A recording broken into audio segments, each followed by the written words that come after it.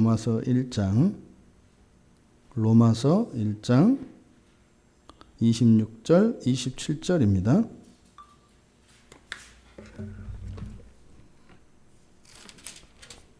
로마서 1장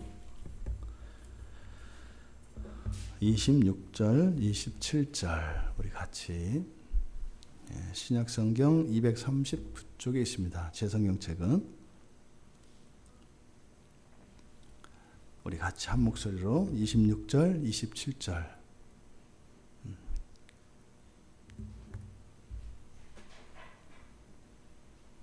같이 읽겠습니다.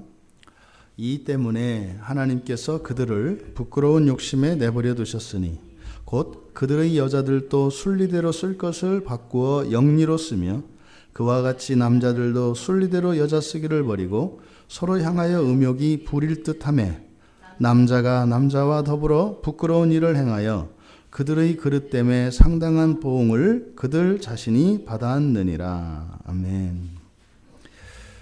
우리가 지금 하나님이 아닌 다른 우상들, 거짓된 것들을 섬겼을 때 그것으로 인해서 우리들에게 일어나는 그런 피해들, 그것이 우리의 사실은 일상생활에서 겪어야 하는 어려움들, 그리고 우리가 신앙생활을 하면서도 그렇게 자꾸만 우리를 괴롭히고 힘들게 하는 이런 것들이 왜 일어나는가 하는 것을 우리가 살펴보고 있습니다. 지난주에 우리가 앞에 24절 25절 말씀을 살펴보았는데 하나님께서 그들을 마음의 정욕대로 내버려 두셔서 이때 그들이 이렇게 정욕대로 내버려 두셔서 어떻게 한다는 거예요? 자신들을 가치없게 막 홀대하고 무가치하게 그렇게 몸을 막 굴린다는 겁니다. 그런데 그때 내버려뒀다라고 하는 이것이 하나님이 우리를 버리거나 이런 것을 말하는 게 아니다. 바로 억제하시는 하나님의 은혜에 대해서 우리에게 가르쳐 주시는 것이다. 그러니까 심지어는 우리가 일상을 살아가며 그냥 나는 요러한 것들은 내가 죄고 회개해야 될 것이고, 근데 우리의 모든 것이 완벽하게 죄 덩어리라고는 생각나지 않습니다. 우리 하루의 삶을 돌아보면 우리가 죄된 거 있죠. 근데 죄되지 않은 것도 분명히 있죠. 있습니다. 그런데 그런 것이 우리의 공로로 말미암는 것이 아니라 사실은 누구의 은혜로 말미암은 것이다? 하나님의 억제하시는 은혜로 말미암은 것이다. 그러니까 여기서 더러움에 내버려뒀다. 이제 오늘 여기에서도 26절에서도 또 내버려뒀다라고 하는 말이 똑같이 사용되기 때문에, 그러니까 여기서 내버려뒀다라고 하는 것은 사실은 뭐겠어요? 한번 너희들 해봐라 하고 이렇게 맡겼다 이 말이에요. 그러니까 하나님이 하시던 것을 애써서 본인들이 굳이 하겠다고 하니까, 그러니까 어떻게 해요? 그러면 해봐라. 이게 지금 버려둔다는 뜻이에요. 우리가 왜 우상을 숭배죠? 왜 우리가 우상을 숭배합니까? 그 우상으로부터 어떤 기대가 있기 때문입니다. 우상에게 어떤 유익이 있을 거라고 기대하기 때문입니다. 그러니까 하나님이 그렇게 하지 말라고 해요. 그런데 어떻게 해요? 계속해서 우상을 섬겨요. 그럼 하나님이 어떻게 하신다는 거예요? 정하고 싶으면 해봐라 이런다는 거예요. 그것이 내버려 둔다라고 하는 표현이다. 그랬을 때 이렇게 하나님께서 그들을 24절에서 청결하지 않은 상태로 그냥 그렇게 가도록, 본인들이 알아서 그렇게 하도록, 그래서 억제하지 않고 그냥 맡겨 놓으시면 결국 사람들은 어떻게 한다는 거예요? 우리의 몸을, 우리를 하찮게 여긴다. 여기서 몸은 우리의 전인격을 이야기합니다. 그러니까 여기서 뭐겠어요? 마음의 정욕은 어떻게 해야 돼요? 반드시 통제가 돼야 되는 거죠. 정욕대로 가면 안 된다 이 말이에요. 그러니까 반드시 통제가 돼야 된다고요. 그러니까 그렇게 하지 않으면 바로 우리들 자신을, 사람이 사람을 가치 없는 것으로 여기고 자기 자신조차도 그렇게, 그런 것이 뭐겠어요? 대표적으로 사람이 자기 자신을 가장 가치 없이 여기는 거, 가장 쓸데없이 여기는 거, 그게 뭐겠어요? 극단적으로는 자살입니다. 자살이요. 이런 것이 살아있는 사람들에게는 여러 가지 부정적인 자기인식들입니다. 이런 열등감이라든지 뭐 이런 지나친 그런 죄책감이라든지 자기를 막 비하하는 이런 모든 것들이에요. 근데 그 끝은 결국은 죽음이라고요. 그러니까 스스로 자기 목숨을 끊어버리게 합니다. 이게 그 시작이 뭐예요? 마음의 정욕대로 내버려 두면 그렇게 된다고요. 그러니까 사실상 원리적으로 하나님께서 지금 이 순간 억제하시는 은혜, 이 억제하시는 은혜는 구원받은 사람들에게만 일어나는 게 아니에요. 이 땅에 있는 모든 사람들에게 베풀어 주시는 하나님의 은혜입니다. 이건 일반 은총이라고 해요. 그럼 하나님이 이 일반 은총을 싹 걷어버리면 어떻게 되는 거예요? 모든 사람이 그 자리에서 피토하고 다 죽는 거예요. 왜요? 도저히 살아갈 이유도 없고 살아갈 가치가 없게끔 모든 사람들이 그렇게 완전히 그 생각에 사로잡히게 돼 있어요. 그러면요, 그냥 오늘 밤으로 끝나는 거예요, 이 세상이. 그러니까 예수를 믿는 이 일이 단지 우리들의 개인적인 구원의 문제만이 아니라 사실은 하나님께서 이 땅과 또 그 나라, 그 민족, 그 가정에 억제하시는 은혜가 특별히 있는 이유는 무엇 때문이에요? 하나님이 구원하신 백성 때문에 그래요. 구원하신 그 백성이 온전하게 되어질 때까지 시간을 허락하셔야 돼요. 그러니까 만약에 그 땅 가운데 의로운 자 하나, 다시 말해서 하나님이 구원하실 자가 없어져요. 그러면 하나님이 억제하실 필요가 있어요, 없어요? 없다고요. 그러니까 그 나라, 그 민족 끝나는 거예요. 교회 마찬가지입니다. 가정 마찬가지입니다. 그러니까 우리들에게는 이 정욕을 억제하시는 그 하나님의 그 은혜가 절대적으로 필요한데, 또 그것은 사실은 뭐예요? 하나님께서 내버려 둔다 그러셨잖아요. 그럼 하나님이 우리한테 맡긴다라고 하는 것은 사실 뭐예요? 이렇게 전부 한번 고생을 좀 시켜서 그 하나님이 도와준 게 얼마나 그 큰 은혜인지 아시게 하는 목적도 분명히 있어요. 이렇게 박탈함으로써, 그러니까 잃어버림으로써 그 상실을 통해서 그것의 가치를 알게 되는 효과가 있죠. 근데 그 하나님은 그렇게 고약스럽지는 않거든요. 그것도 부수적인 은혜가 있긴 있습니다만 근본 목적은 그게 아니죠. 보세요. 하나님이 어떤 일을 맡기신대요. 물론 그거로 인해서 아주 혹독한 대가를 치러야 돼요. 근데 그 전제가 뭘까요? 맡기실 때는 뭐 한 거예요? 사람이 그것을 맡을만 한 거예요. 근데 맡을만 하다 그래서 할 수 있는 건 아니에요. 왜? 맡을만 해서 하나님 허락해 주시는데 넘어지니까. 그래서 이제 단단히 이제 그 어려움을 맛보게 되는 거죠. 그러니까 이 마음의 정욕을 통제하는 것은 1차적으로 하나님의 억제하시는 은혜에 의해서 우리의 마음의 정욕이 통제가 돼요. 근데 시간이 지나면서, 다시 말해 그리스도인들이 자라면서 어떻게 돼요? 억제하시는 은혜, 그러니까 즉 하나님이 챙겨주시던 그것을 어떻게 해요? 조금씩 손을 떼시는 거죠. 그러면 그 하나님이 손을 떼시는 부분은 전에는 하나님께 전적으로 의존적이었던 그런 것이 스스로의 힘으로 그것을 통제할 수 있게 되는 거죠. 이해되세요? 그러니까 처음에는 그냥 갓난아기가 돼서 어머니 품에 전적으로 의존적인 존재였던 그리스도인들이 이러한 시행착오를 거치면서 사실은 어떻게 해요? 스스로 자신의 정욕을 통제할 수 있는 사람으로 되어가는 거예요. 근데 이건 긍정적인 측면만 얘기하는 거죠. 근데 그 과정에서는요, 뭐 별의별 일들이 다 일어나기 때문에 하나님한테 대들기도 하고 배신당했다고 하기도 하고 뭐 별의별 일들이 다 일어나는 거죠. 그래서 또 뭐 그때 아파서 울고 또 한 번은 또 했다고 또 우쭐하기도 하고 또 심지어는 뭐겠어요? 자기가 섬기는 우상이 역시 능력이 있다고 이렇게 생각하는 것도 있겠죠. 제가 그 옛날에 그 할머니, 그 남묘호랑교 할머니를 내가 잊을 수가 없어요. 이렇게 버스 정류장에서 전도를 했더니 그 할머니가 딱 그런 거예요. 내가 예수를 몇십 년 믿으셨대요. 그렇게 해도 우리 집이 계속 우환이 끊이지 않고 이래가지고 내가 그 남묘호랑개교로 바꿨더니 우리 집이 편해졌대요. 그래서 자기가 경험해봤다는 거예요. 했더니 그 예수 믿는 것보다 이게 더 낫다. 이렇게 이제 얘기를 하는 거예요. 이게 지금 뭐예요? 그 할머니는 그때 어떤 생각이 있는 거예요? 이게 더 좋다. 그게 이제 사실은 그 시행착오의 한 여정이거든요. 반드시 그것이 만약에 그분이 뭐 정말 하나님이 구원하신 백성이고 하나님을 믿는 사람이었다면 그것이 오류였고 잘못이었다는 것을 반드시 하나님께서 깨닫게 해주실 겁니다. 나중에 이제 저를 찾아와서 얘기하겠죠. 그때 한 거 취소라고.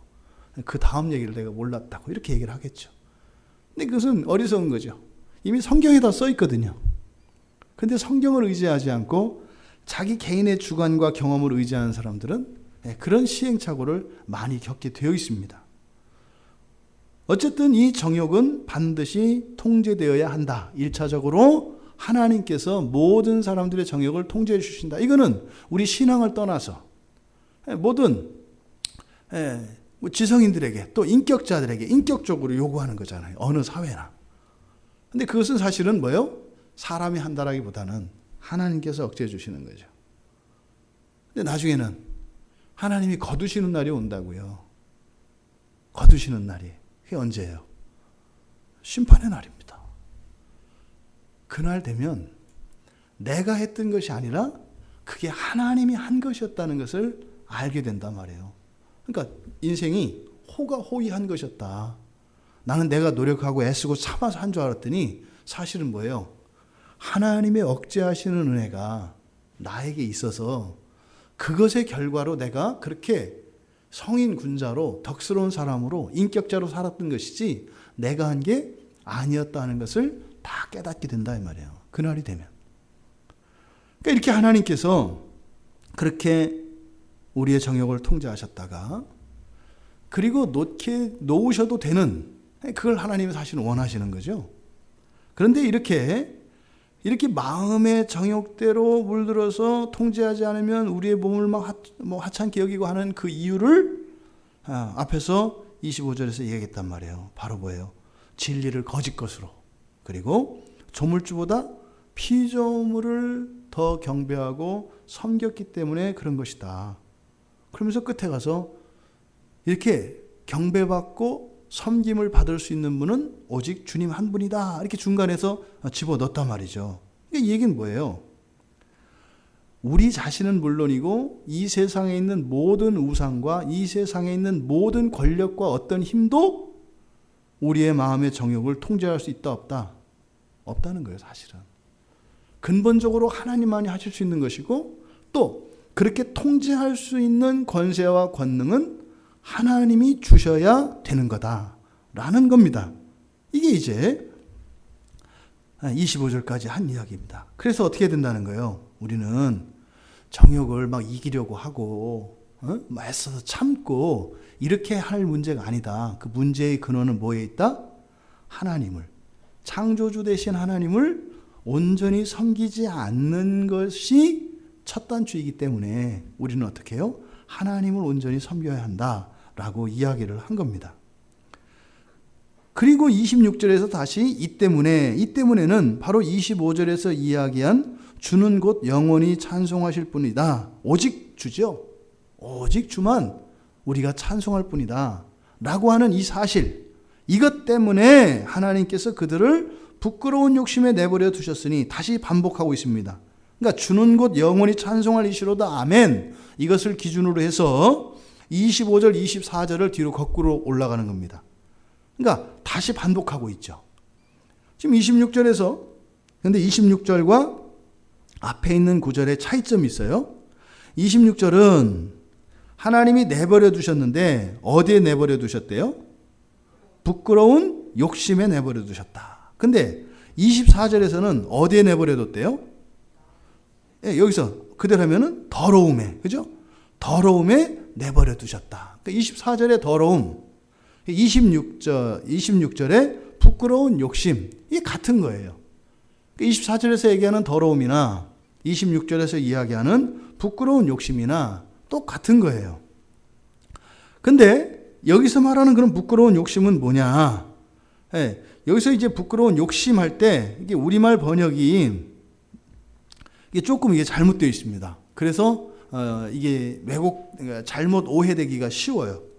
여기에 사용된 이 욕심이라고 하는 이 욕심은 우리가 일반적으로 이야기하는 그런 것이 아니에요. 이 욕심이 아니에요. 여기에 욕심이라고 번역되어진 이 단어가 파토스거든요. 파토스는 바로 열정을 말하는 거예요. 사람들이 가지고 있는 에토스, 파토스, 로고스, 이것이 사람들이 가지고 있는 기본적인 정서입니다. 그러니까 로고스는 지성이라고요. 지성. 그리고 이 파토스는 감정을 이야기합니다. 감정인데 어떤 감정이냐면 이게 우리가 의지를 움직이게 하는. 그러니까 우리가 마음으로 그러니까 어떤 감정이 이제 막 슬퍼요. 슬픈데 너무 슬퍼. 그럼 이 슬픔을 참을 수 없을 때 우리는 어떻게 해요? 슬픔을 표현하는 행위들이 있잖아요. 어떤 사람은 눈물을 흘리기도 하고 어떤 사람은 소리를 지르기도 하고. 근데 눈물을 흘리거나 소리를 지르거나 이렇게 막 울부짖거나 하는 이런 것들은 의지죠. 움직임이니까. 근데 그런 움직임을 일으키게 하는 이것이 파토스예요. 파토스라고 하는 것은 우리의 마음이 완전히 쏟게 하는 그런 고조된 감정, 뜨거운 감정, 이거를 파토스라고 합니다. 그래서 이제 설교자들에게 이런 파토스가 있어야 된다 이렇게 이야기를 해요. 그러니까 로고스가 있어야 된다 그럴 때 뭐겠어요? 말씀을 이야기하는 것이고, 파토스라고 하는 것은 뭐겠어요? 그 말씀을 전하고자 하는 그 열정이에요. 진리로 말미암는 그 열정. 이것이 이제 막 어떤 사람들에게는 막 웅변으로 나오기도 하고 여러 가지 이렇게 행동들이 나오죠. 그러니까 여기서 말하는 이 파토스라고 하는 것은 우리가 일반적으로 말하는 욕심이 아니에요. 그러니까 여기서 파토스는 욕심이라고 번역하기보다는 열정입니다. 열정. 뜨거운 감정. 그대로 직역하면. 그리고 여기서 부끄러운 욕심이라고 이렇게 부끄러운이라고 하는 말을 이제 수식어로 썼거든요. 그런데 여기서 부끄러운이라고 번역되어진 이 단어는 명사의 소유격이에요. 앞에 24절에 보면 그들의 몸을 24절의 끝에 보면 그들의 몸을 서로 어떻게 하셨으니? 욕되게 하셨으니 그랬잖아요. 그러니까 24절에 욕되게라고 번역되어진 요 단어의 소유격 명사가 여기서는 부끄러운이라고 번역이 된 거예요. 그러니까 부끄러운 욕심이라고 되어 있는 이 부분을 직역을 하면 그러니까 부끄러움의 감정 이렇게 해석할 수가 있어요. 그대로 직역하면 부끄러움의 소유격으로 부끄러움의 감정. 그러니까 여기서 부끄러움의 감정 이렇게 하면 감정이 부끄럽다는 건 아니에요. 그렇죠? 감정은 우리 인격성 안에 하나님 창조 때 우리에게 주어진 것이기 때문에 그것이 잘못된 것은 아니죠. 그러니까 여기서 부끄러움의 감정이라고 하는 것은 사람이 느끼는 많은 감정들 가운데 어떻다는 거예요? 부끄러운 게 있고 부끄럽지 않은 게 있다는 거예요. 그러니까 여기서 부끄러움의 감정이라는 것은 사람의 마음에 일어나는 수많은 감정들 중에 이것이 이렇게 겉으로 드러났을 때 망신스러운, 떳떳하지 못한, 덕스럽지 않은 또는 해로운 이런 감정을 여기서 부끄러운 욕심이라고 이야기한 거예요. 여러분 마음속에 어떤 감정이 반드시 원인이 있어야만 일어나는 거 아니죠. 이유 없이 우리의 마음이 요동칠 때 있잖아요. 이게 그 흔히 이제 저는 우스갯소리를 그걸 나시다시다 이렇게 얘기를 하거든요. 그럴 때 있어요. 그냥 갑자기 막 슬퍼져. 특별한 일은 없는데. 또 이제 그런 것도 이제 영적으로 해석하면 이제 골치 아파지는 거예요. 이 나라에 무슨 큰 어려움이 올까봐. 그건 그냥 에레미야만 그런 거고. 우리는 그런 거 없어요. 그러니까 내 감정에서 일어나는 이런 걸 어떻게 이렇게 의미를 다 부여하면 안 되는 거예요. 왜요? 지금 여기서 보니까 부끄러움의 감정이라고 하는 거 보니까 이것은 뭐예요?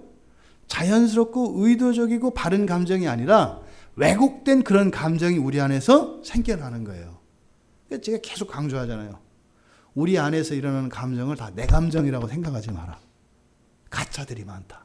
그게 뭐예요? 여기서 부끄러운 욕심이라고 번역한 겁니다. 그러니까 사람은요, 부끄러운 감정, 이렇게 창피스러운 감정, 이런 것들이 우리 안에서 계속 일어날 수 있다는 거예요. 근데 그것은 사실은 뭐예요? 죄의 결과로서 생기는 거지 나에게서 생기는 것이 아니다. 그러니까 그런 것들은 어떻게 되는 거예요? 그 의미를 부여하면 안 돼요. 그런 것들은 잘라내 버려야 되는 거죠. 여기서 지금 이 부끄러움의 감정이라고 하는 이 단어에서 이 구절에서 우리가 얻을 수 있는 교훈은 우리들 마음속에 떠오르는 생겨나는 이런 부끄러운 감정들, 이런 것을 대수롭게 여기지 말라는 거예요. 왜요? 지금 그랬잖아요. 부끄러운 욕심에 내버려 두사. 그러니까 그때 그런 감정들이 우리 안에서 일어난다는 것은 지금 뭐 했다는 거예요? 하나님의 억제하시는 은혜가 거쳐 있는 순간이라는 거예요. 그럼 뭐예요? 우리가 힘써야 되는 순간이라는 거죠. 힘이 없다면 당하겠지만, 근데 하나님이 허락하셨다는 것은 뭐라 했어요? 힘이 우리에게 있는 거라 그랬어요. 그러니까 이런 감정의 변화가 우리 안에 있었을 때 감정에 먹혀버리는 게 아니라, 이게 뒤에 가면 불타버린다 그래요. 거기에 먹혀버리는 게 아니라 그런 감정이 딱 들었을 때 눈치채야 돼요. 이거는 부끄러운 감정, 이거는 창피스러운 감정인데, 이거는 선한 감정이 아닌데, 이거 눈치채야 돼요. 그리고 나서 어떻게 돼요? 그거를 잡아야 되는 거죠. 왜? 그 감정이 우리한테 떠올랐다는 것은 하나님께서 억제하신 은혜를 거두신 거예요. 그러지 뭐 한 거예요? 바톤 타치한 거라고요. 네가 네 감정을 통제해봐. 이렇게 하신 거다 이 말이에요. 근데 여기서 깜빡하고 그냥 존중해버리죠. 보통 사람들이 감정, 요즘에는 더더군다나 뭐 다 존중하라고 가르쳐요. 심지어는 이제 뭐예요? 그 상담소 분들은 그냥 무조건 존중하라고 하잖아요. 그걸 어떻게 해요? 다 발설하게 하거든요. 그건 뭐예요? 난장판 되는 거예요. 난장판 되는 거예요. 그러니까 지금 성경에서 우리에게 주는 교훈, 이렇게 우리 마음속에서 일어나는 부끄러운 감정들은 영적인 의미가 있다는 것을 깨닫고, 그리고 그 순간은 하나님께서 손을 떼시고 우리에게 맡기신 상태라고 하는 것. 근데 그러면 우리가 대처할 것이고, 또 그런 일이 생긴 것은 사실은 무엇의 결과라는 거예요? 불신앙의 결과라는 거예요. 그것을 통해서 불신앙의 결과로 생겨난 부끄러움의 감정이지만, 그걸 통해서 우리들에게 주어진 영적인 능력이 어느 정도 되는가를 시험해 볼 수 있죠. 이해되시죠? 우리의 잘못으로 인해서 생겨나는 거라고요. 근데 그것으로 인해서 사실은 성령께서 우리를 변화시키잖아요, 날마다. 그러니까 우리 안에 일어난 성장과 성숙을 확인할 수 있는 기회가 된다 이 말이에요. 이게 하나님 너무 멋지지 않아요? 너무 멋있어요. 그러니까 우리의 죄로 인해서 이렇게 생긴 거야. 근데 사실은 또 우리들에게 주신 능력을 우리가 제대로 쓰지 못하면 어떻게 돼요? 그걸 얻어맞는 거거든요. 그러니까 이걸 하나님이 했다고 할 수가 없다고요. 스스로 자처한 거라고요. 그러니까 하나님은 시험하지 않는다. 이런 거죠. 그러니까 우리가 이런 일이 일어났을 때는 또 깨달아야 되는 게 뭐예요? 나의 삶 속에 이렇게 신앙을 떠나는 우상을 섬기는 하나님이 아닌 다른 것을 의지하려고 하는 무엇이 있었구나라고 하는 것을 깨달아야 돼요. 그러면 이런 일이 일어났을 때, 이런 부끄러움의 감정이 우리에게 일어났을 때 줄 수 있는 유익은 두 가지죠. 첫째는 내가 얼마나 컸는지 알아볼 수 있는 거고, 두 번째는 뭐예요? 나의 죄가 있다는 것을 울려주는 경보인 거예요. 그러니까 회개할 수 있는 기회, 그리고 우리의 능력을 한번 확인해 볼 수 있는 두 가지 경우. 그러니까 이거는 죄의 결과이기 때문에 그 결과는 우리에게 유익이 있지만 우리가 일부러 들어가서는 안 된다는 거예요. 그럼 반드시 거기서만 활용이 되냐? 그렇지 않아요. 그죠? 왜? 이런 부끄러움의 감정은 내 안에 말고 다른 사람에게도 많아. 그러니까 얼마든지 그 능력을 경험할 수 있는 거는 세상에 꽉 찼어. 그러니까 내 안에서 그건 안 일어나도 사실은 확인할 수 있어요. 근데 내 안에서 일어날 때조차도 그 능력을 활용할 수 있으니까 좋긴 하지만 절대적인 그 우리의 힘을 시험할 수 있는 절대적인 장은 아니다. 그러니까 여러분, 우리들이 그냥 생각은 내 마음대로라고 하는 굉장히 위험한 거예요. 네? 이런 상상이나 이런 생각, 이런저런 생각들, 이런 게 굉장히 주의를 요하는 일이다라고 하는 것을 우리에게 가르쳐줘요. 또 더더군다나 뭐 소설이랄지 뭐 연극이나 영화랄지 이런 매스미디어, 뭐 광고 영상이나 이런 우리가 접촉하는 직간접적인 이런 매체들, 이런 것들이 굉장히 의미가 있다는 거예요. 왜요? 그런 것들에 노출되어졌을 때 우리에게 순간적으로 어떻게 해요? 그런 부끄러움의 감정들이 일어날 수 있는 거거든요. 근데 이게 단순히 그냥 일어났다가 사라지는 이렇게 생각해서는 안 된다는 거예요. 특히 이제 요즘에 그 아이들 게임 보세요. 게임 보면 거기에 어떤 감정이 일어나요? 막 당하면 실제로 맞은 것과 똑같은 감정을 느낀다고요? 자기 캐릭터가 게임에서 지면. 그럼 어떻게 돼요? 복수하고 싶고, 죽이고 싶고, 뺏고 싶고, 이기고 싶고, 이 감정이 막 일어나잖아요. 그러니까 이 게임이라고 하는 것이 게임 자체가 잘못된 것이 아니라 그 게임을 통해서 우리의 아이들이, 사람들이 이런 감정이 분명히 영향을 받기 때문에 이것을 우리가 결코 가볍게 생각해서는 안 된다라고 하는 것을 우리에게 교훈을 줍니다. 마가복음 7장에 보면 예수님의 제자들 중에서 몇 명이 손을 씻지 않고 음식을 먹는 이야기가 나와요. 그러니까 유대인들의 정결규례에 의하면 손을 씻지 않으면 이게 부정하기 때문에 먹으면 안 돼요. 왜? 거룩한 하나님의 백성들은 거룩한 것만 먹어야 되거든요. 그래서 불결한 것, 부정탄 것, 이런 것들은 부정한 것은 안 먹는다고요. 그런데 손을 씻지 않으면 부정한 손이에요. 그러면 부정한 손으로 만지면 구약의 율법에 의하면 정결한 것도 다 부정하게 돼버려요. 그러니까 반드시 손을 씻고 먹어야 된다고요. 그런데 예수님 제자들 가운데 몇 사람이 손을 씻지 않고 음식을 먹는 걸 봤어요. 그때 이제 바리새인들 그리고 서기관들이 예수님한테 이야기를 합니다. 예수님, 당신 제자들이 손을 씻지 않고 먹었으니까 그러면 당신 제자들이 이렇게 의롭다고 했는데 다 더러워졌네요? 이렇게 물어본다고요. 그때 이제 예수님께서 해주신 대답이 뭐예요? 입으로 들어가는 것으로 사람이 더럽게 되는 것이 아니라 속에서 나오는 것으로 더럽게 된다. 이렇게 말씀을 해요. 그러니까 이게 무슨 말인지 못 알아들었다고요. 제자들도. 그래서 이제 거기서는 아는 체 해야 되잖아요. 그죠? 이렇게 제자들이 그렇게 바리새인들한테 옆에서 막 이렇게 이제 해야죠. 아는 척. 근데 사실은 모르잖아요. 이제 바리새인들이 이제 가고 나서 이제 머리 긁으면서 얘기하는 거죠. 예수님, 저희들이 모르는 건 아닌데 아까 그 하셨던 얘기 좀 자세히 좀 얘기해 주시면 안 돼요? 이렇게 얘기를 한 거죠. 그때 이제 예수님께서 이야기를 하세요. 그게 뭐라는 거예요? 사람의 속에서 나오는 것. 그것을 이제 예수님께서 20절에서 23절, 그러니까 마가복음 7장 20절에서 23절에 걸쳐서 그걸 설명을 해주세요. 또 이르시되 사람에게서 나오는 그것이 사람을 더럽게 하느니라. 속에서 곧 사람의 마음에서 나오는 것은 하면서 이제 쭉 열거를 합니다. 근데 악한 생각이다 그래요. 악한 생각. 그래서 악한 생각이 무엇인지 구체적인 예들, 음란, 도둑질, 살인, 간음, 탐욕, 악독, 속임, 음탕, 질투, 비방, 교만, 우매함이라고 해요. 근데 이것을 뭉뚱그려서 악한 생각 그래요. 예수님께서. 그러니까 이 악한 생각이 사람을 더럽게 한다. 이렇게 말씀하셨거든요.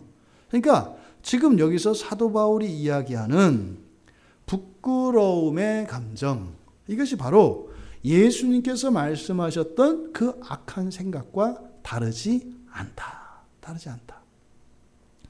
그러면 이런 부끄러운 욕심, 이 부끄러움의 감정에 내버려 두시는 이유가 뭐냐? 첫 번째로 26절의 맨 앞에 이 때문에 그랬잖아요. 이 때문에는 뭐라고요? 이것은 바로 앞에 있는 주님만이 오직 영원히 우리가 찬송할 분이라는 거예요. 예배의 대상은 오직 하나님 한 분이라는 거예요. 이것 때문에 지금 이렇게 부끄러움의 감정에 내버려 두셨다. 이게 무슨 말일까요? 하나님만이 유일한 예배의 대상이라는 것 때문에 이런 부끄러운 욕심에 내버려 두셨대요. 그러니까 이건 뭐겠어요? 아까 말씀드렸던 것처럼 여기서 내버려 둔다는 것은 한번 억제하시는 은혜를 거두셔서 그건 본인들이 직접 한번 해보도록 하시는 거라 그랬잖아요. 그러니까 우상을 섬기고 또 자기 자신을 믿고 돈, 권력 이런 걸 의지하는 사람들에게 한번 그러면 네가 하는 것이 맞는지 틀리는지 증명할 수 있는 기회를 주겠다. 근데 그 결과는 어떻다는 거예요? 아니네요. 답이 이렇게 있다 이 말이에요. 근데 어떻게 해요? 계속 말씀을 통해서 또 하나님께서 은혜를 통해서 깨우쳐 주시잖아요. 근데 끝까지 뭐 하나님은 내가 예배할 분이라는 건 알긴 알지만 뭐 저것도 뭐 좀 있는 것 같아요. 뭐 이런 거죠. 1+1으로 자꾸 가려고 할 때 하나님께서 오직 주님만이 찬송할 뿐이라고 하는 것을 사실 알기 위해서는 뭐예요? 사람들이 진짜 딴 거는 아무것도 아니네 라고 하는 것을 경험해야죠. 이게 사실은 이게 최후의 방법이죠. 최후의 방법. 그러니까 흔히 우리가 뭐래서요? 막장까지 가는 거죠. 막장까지 가서 그냥 두 손 두 다리 탁 털고 그냥 손 들고 나옵니다. 요게 지금 여기서 말하는 오직 이것 때문에라는 말이에요. 그러니까 하나님께서 몸소 경험해서 하나님만이 예배를 받으실 분이라는 것을 경험해서 알게 하시는 게 아니에요. 다른 것을 다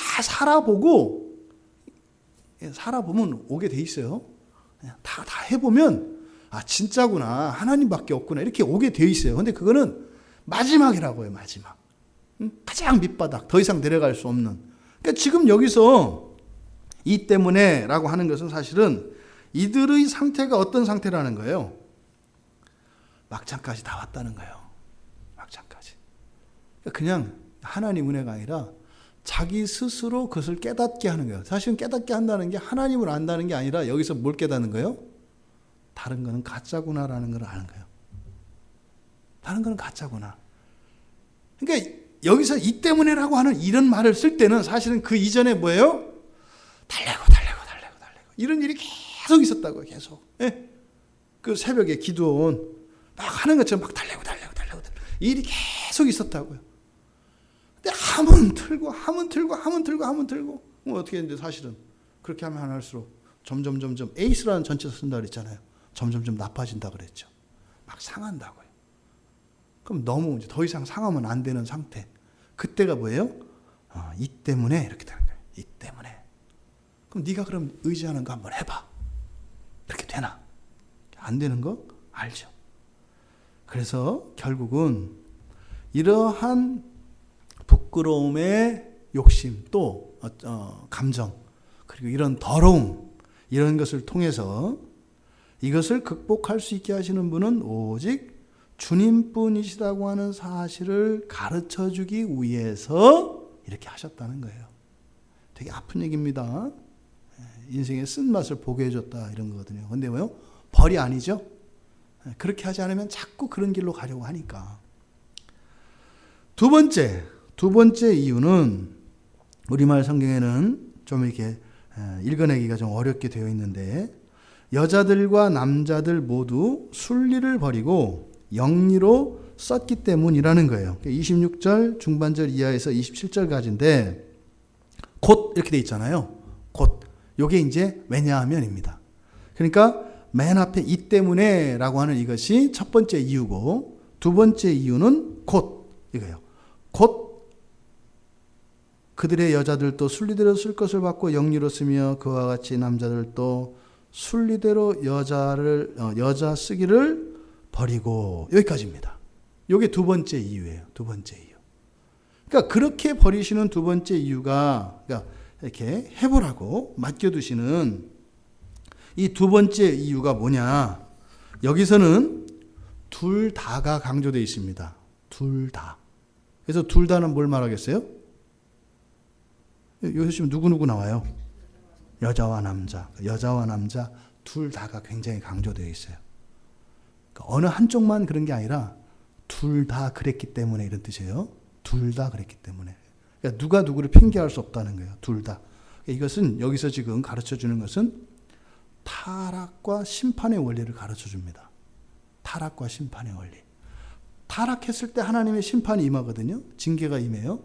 근데 언제 임한다고요? 둘 다. 완전할 때. 완전히 그렇게 될 때 임한다는 거예요. 그러니까 사람은 남자와 여자를 사람이라고 해요. 그죠? 그러니까 여자도 사람이고 남자도 사람입니다만 사람은 남자도 있고 여자도 있어요. 그렇죠? 그러니까 만약에 이 땅에 남자들만 다 타락했어. 근데 여자들은 타락 안 했어. 그거 완전히 타락한 거 아니에요? 이해되시죠? 그러니까 그때 이렇게 하나님의 진노 심판이 임하지 않는다고요. 또 남자들만 타락하고 여자들이 아니면 이게 바꿔도 마찬가지죠. 근데 지금 여기서 뭘 강조해요? 둘 다를 강조해요. 그러니까 뭐겠어요? 벌장 다 봤다 이 말이에요. 벌장 다 봤다. 둘 다. 너네들 벌장 다 봤기 때문이야. 이게 이제 두 번째 이유예요. 그러니까 앞에서 이야기했던 하나님이 오직 하나님 한 분이시라고 하는 것을 알기 위해서만 그런 것이 아니라 거기에 대한 그 전제 조건이 뭐예요? 아까 말씀드렸던 것처럼 더 이상 내려갈 수 없는 상태. 더 이상 내려갈 수 없는 상태.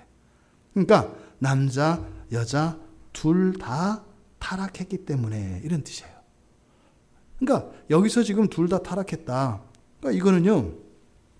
가정이나 뭐 심지어는 이렇게 우리가 섬기고 있는 각 지역 교회들이나 또 국가와 민족 여기에 전부 확장 적용이 가능합니다. 그러니까 어떻게 해요? 사실 어떤 공동체 안에 한 사람의 의인만 있으면 하나님이 어떻게 하셔요? 기다리신다고요. 그 한 사람 때문에. 이 세상에 왜 억제하시는 은혜가 있다고요? 한 사람의 그리스도인 때문에 그래요. 한 사람의 그리스도인들 때문에 억제하시는 은혜가 있어요. 그러니까 그 한 사람의 그 그리스도인으로 인해서 믿지 않는 사람들도 억제하게 하시는 하나님의 은혜로 인해서 이 세상이 살아갈 만한 세상이 되는 거예요. 어느 국가나 어느 사회가 그래도 작은 도덕과 선이 유지되고 있다면 그것은 뭐예요? 하나님의 억제하시는 은혜 때문에 그런 거예요. 그런데 그것은 누구 때문에 그렇다? 한 사람의 의인, 한 사람의 그리스도인 때문에 그렇다. 여러분 한 분이 신앙을 버리지 않고 예수 그리스도를 믿고 의지한다면 이 교회가 소망이 있습니다. 여러분의 교회가, 여러분의 가정이, 그리고 이 나라, 이 민족이 소망이 있어요. 이것이 영적인 원리입니다. 근데 둘 다 뭐 했어요? 둘 다. 여자들도 남자들도 둘 다 한 게 뭐냐? 그래서 바꿨다는 거예요. 바꿨다. 그래서 보면 여자들, 남자들 모두가 어떻게 했다? 영리로, 그러니까 바꾸어 영리로 쓰매. 그러니까 순리대로 쓸 것을 바꾸어 영리로 쓰며. 그래서 여기는 지금 바꿨다 이렇게 돼 있어요. 바꿨다. 바꿨다는 게 뭘까? 바꿨다는 서로 이렇게 1대1로 바꿨다, 교환했다는 말이에요. 여기서 그러니까 exchange죠, 영어로. 그러니까 변화시켰다 이런 의미가 아니라 교환했다는 거예요. 교환. 나 콩, 내가 가지고 있는 콩, 네가 가지고 있는 팥 반씩 잘라서 반씩 바꿔 먹었다 이거예요. 여기서 바꿨다고 하는 것은 그러니까 교환을 했다는 거예요. 근데 뭘 교환했다는 거예요? 여기서는 지금 성과 관련해서 이야기하고 있는데 여자가 자연 섭리를 거슬러서 성 상대자, 성 파트너를 교체했다는 거예요. 그런데 여자만 그런 게 아니라 누구도 그랬다? 남자도 그랬다는 거예요. 그러니까 이거를 그냥 우리 일상적으로 적용한다면 뭐예요? 예를 들어서 이렇게 두 부부가 있어요. 근데 한 부부에서 한 여자가 이제는 더 이상 이 성생활에 있어서 남편이 아니라 남자가 아니라 이제는 여자를 원했다는 거예요. 그래서 다른 부부에게 가요. 그래가지고 저쪽 부부에게 여자에게 얘기를 한 거예요. 그랬더니 그 남편이 어떻게 해요? 또 허락을 했다는 거예요. 그래서 어떻게 해요? 남녀로 이루어진 두 부부가 있었는데 둘이 어떻게 했다는 거예요? 여자, 남자가 부부가 됐다는 걸 얘기해요. 동성애를 얘기하는 겁니다. 지금 여기서. 동성애가 남자들과 여자들에게서 동시에 다 일어난 것을 여기서 말하는 겁니다. 근데 있잖아요, 여러분. 이 장면이 마치 에덴 동산에서 처음에 사람이 범죄할 때 그때 생각나지 않으세요? 하와가 따먹었을 때 아직 죄가 들어오지 않았어요. 그죠? 따서 어떻게 해요? 주워서 또 아담이 어떻게 돼요? 그를 버려도 괜찮아. 그래서 그를 먹었어요. 그랬을 때 죄가 들어와요. 그러니까 지금 사도 바울은 지금 이 국면에서 뭘 떠올리고 있어요? 바로 최초의 타락 사건인 그 에덴 동산의 범죄 사건을 여기서 떠올리고 있어요. 그러니까 비정상적인, 여기서 영리라고 나타내는 이 비정상적인 성생활을, 성욕을 에덴 동산에서 그 선악과 따먹는 것과 동일한 것으로 지금 은유적으로 나타내고 있어요. 그러니까 이거는 이런 표현뿐만 아니라 여기에 사용된 보면 거기 이제 쓰다라는 말이 있죠. 쓰다. 쓸 것. 26절에서 뒤에 보면은 쓸 것. 그렇죠? 그들의 여자들도 순리대로 쓸 것 할 때 요 쓸 것을 쓸 요게 쓰다거든요. 그다음에 27절에 뒤에 보면은 그와 같이 남자들도 순리대로 여자 쓰기를 요 쓰다라고 하는 요 단어가 그러니까 사용이라는 단어예요. 사용하다, 사용한다는 단어예요. 그런데 여기는 신약 성경에서 그러니까 성경에서 딱 한 번만 쓰여요. 다른 데서 쓰이지 않아요. 이 단어는 딱 여기서만 써요. 이 성경 전체에서. 그러니까 마치 이 사건이 최초에 단 한 번 일어났던 그 아담과 하와의 그 타락 사건, 그 한 번이잖아요. 딱 한 번. 그러니까 지금 이 남성과 여성에게서 일어나는 이 동성애의 문제를 바울은 무엇과 같이 이야기하고 있는 거예요? 에덴 동산에서의 타락과 같은 수준으로 이야기하고 있는 거예요. 여러분, 아담과 하와가 그 선악과를 먹으면서 일어난 결과가 뭐예요? 이 세상의 모든 악의 시작이 거기거든요. 모든 비참과 불행과 아픔과 이 모든 것의 시작이 거기라고요. 그런데 사도 바울이 지금 동성애를 선악과 사건과 동일한 것으로 무게를 지금 두고 있다는 거예요. 오늘날 지금 우리들의 시대 속에서 다시 한번 동성애 문제가 일어나는 거. 이게 뭐예요? 굉장히 심각한 문제라고 하는 것을 성경에서 가르쳐 줍니다. 뭐예요? 에덴 동산 사건이라니까요. 우리 뒤에 알잖아요. 따먹고 나면 어떻게 되는지. 따먹고 나면 항상 에덴 동산에서 하나님의 보호에서 벗어나잖아요. 박탈되잖아요. 그러면요, 이 시대가 만약에 그렇게 된다면 이건 무시무시한 거죠. 그러니까 사도 바울이 지금 그 이야기를 하고 있습니다. 그러면 이렇게 이런 부끄러운 욕심, 이 부끄러움의 감정의 결과가 어떻게 되느냐? 뒤에 이거는 이제 분사구문으로 다 처리하고 있어요. 뭐뭐하면서 이렇게.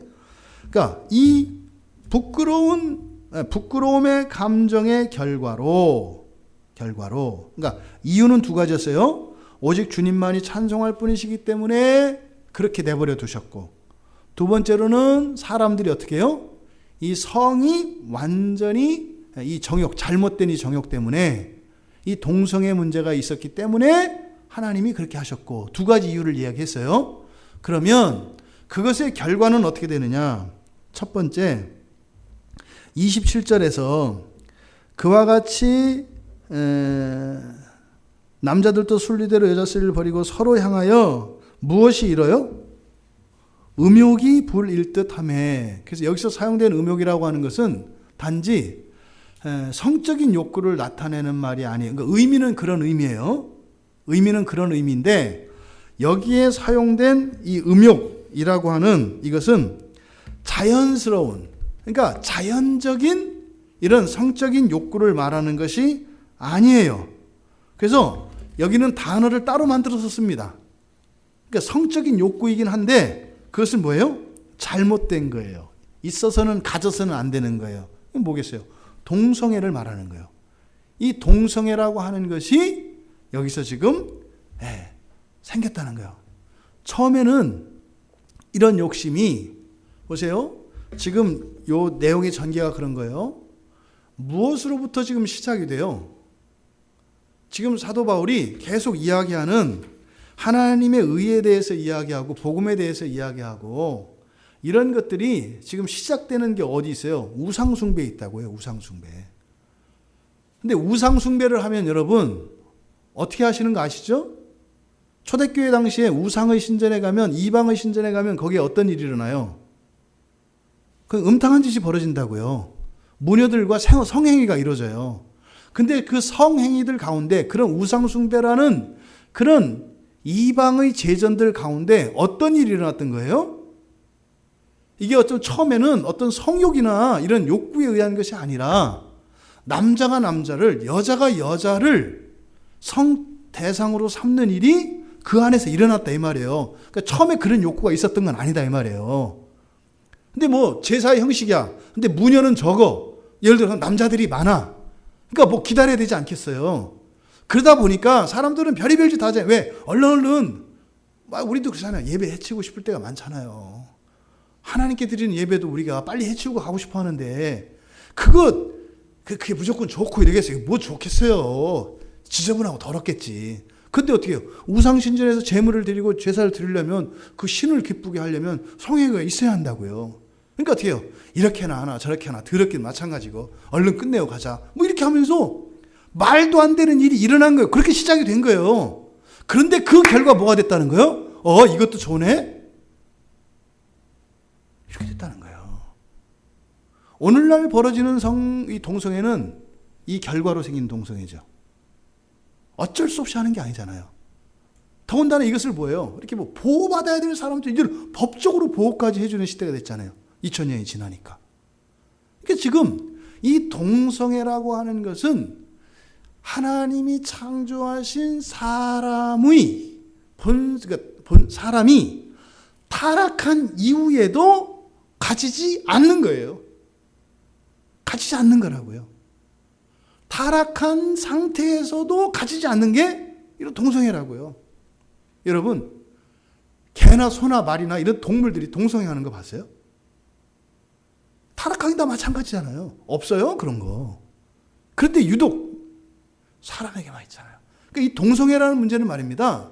그냥 사람이 가지고 있는 자연적인 성욕, 이것과는 완전히 구별된 거예요. 그래서 여기서 단어를 완전히 오렉시스라고 하는 단어를 딱 한 번만 써요. 여기서만 쓰는 거예요. 여기에다만. 동성 간에 느끼는 어떤 성욕, 이 오렉시스라고 하는 이 말을 통해서 자연적인 이런 성욕과 구별하고 있다고요. 자연적인 성욕은 아름다운 거예요. 아름답고 거룩한 겁니다. 근데 지금 여기서는 이건 더럽고 추하고, 이거는 듣도 보도 못했던 죄가 만들어낸 왜곡된 성욕을 말하는 거예요. 그러니까 지금 이 부끄러운 감정의 결과, 첫째 뭐예요? 이런 성욕이 왜곡됐어요. 성욕이. 그러니까 죄의 결과로 이루어진 타락, 그 타락에서 발명된 기형아와 같은 성욕이 생겼다는 거예요.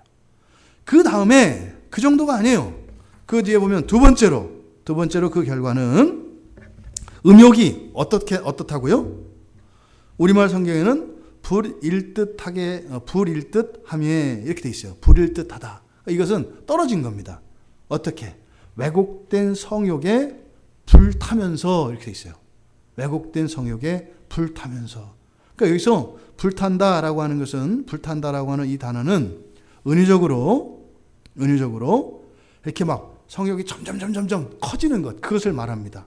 그러니까 이게 생기기만 한 것이 아니라 뭐 했다는 거예요? 이게 막 확산되고 막 퍼져나갔다는 거예요.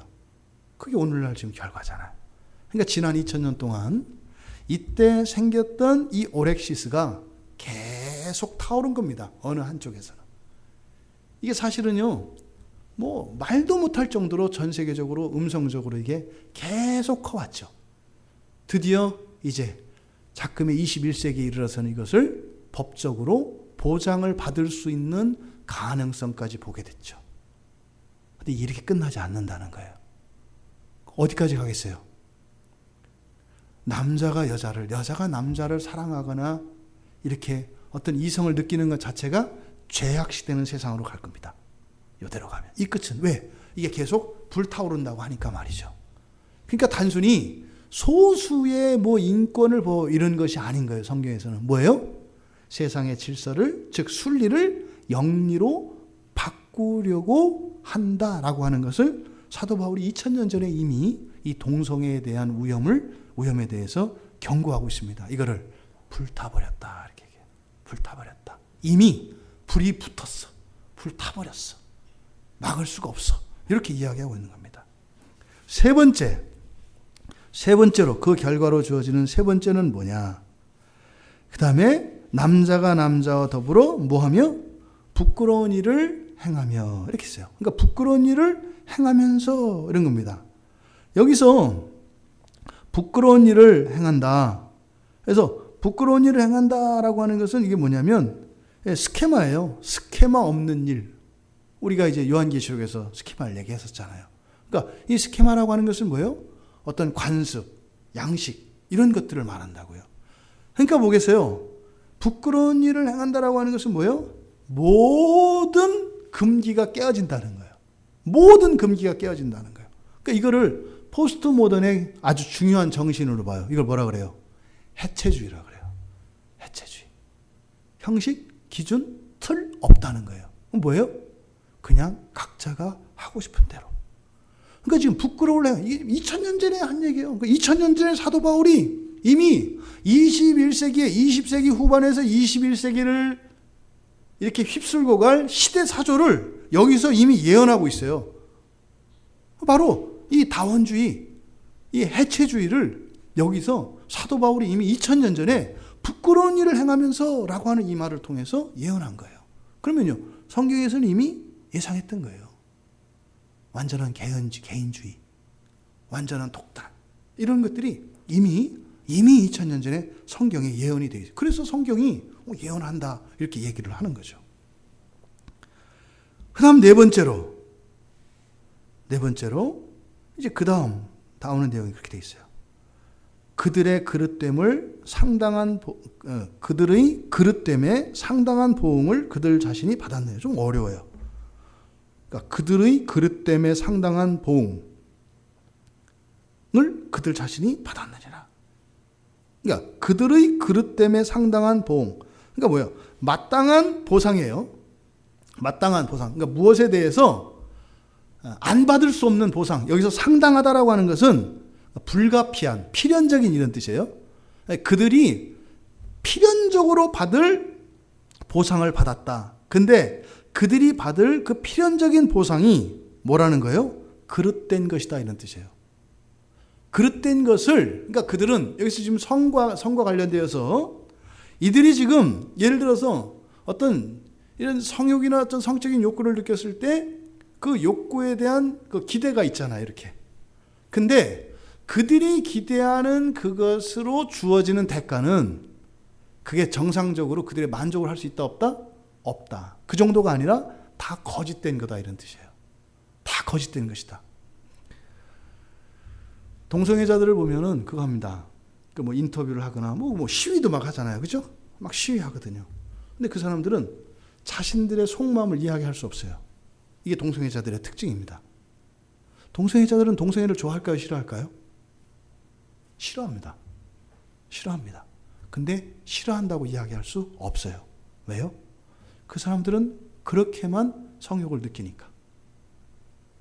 그러니까 이거를 정당화해야 된다고요. 자신들이 하는 행위를. 왜? 근데 만족은 없어요. 싫어한다고요. 근데 그 외에는 다른 방법이 없어요. 그러니까 지금 여기서 그릇됨에 상당한 보응이라고 하는 것은 이들은 성이 주는 그 아름다움과 그런 만족을 누릴 수 있다, 없다? 없다는 거예요. 오히려 이들은 그것을 채우기 위해서 이런 기행적인, 기계스러울 정도의 이런저런 짓들을 다 하지만 그것은 채워진다, 안 채워진다? 안 채워진다는 거예요. 그러니까 마치 갈증 때문에 바닷물을 마시는 것과 같이 됐다 이렇게 얘기하는 거예요. 근데 이게 말입니다. 미완료 시제예요. 미완료 시제. 그러니까 어떻게 되겠어요?